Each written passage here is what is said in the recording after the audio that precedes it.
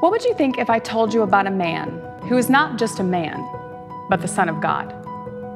Born of God and raised by humanity, he stepped out of his royalty to be one of us. What would you think?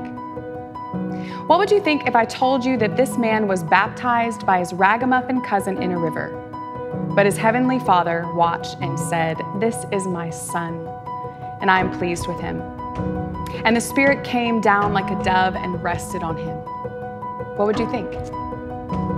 What would you think if I told you that this man went into the desert to be tempted by the enemy, but the enemy couldn't shake him, couldn't break him, couldn't turn him?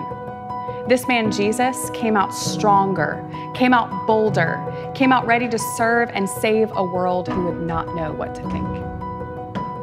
What would you think if I told you that he began teaching, began preaching to crowds of 5, then 50, 500, 5,000, began healing their sick, their diseases, their sin, then called out their demons and put their ploys to an end?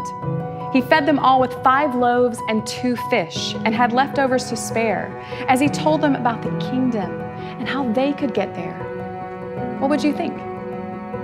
What would you think if I told you that he walked on water, healed a woman's disease on his way to heal another man's daughter, calmed storms just by telling them to be still, raised the dead back to life without doctor or pill? Tell me, what would you think?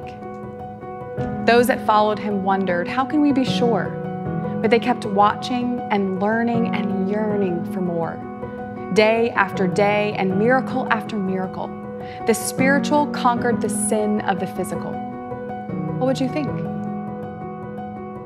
Till one night at dinner with his friends, he knew. What the prophet said long ago was about to ring true. They watched as a woman poured perfume on his head to anoint him, to get him ready for burial, he said. Now tell me, what would you think?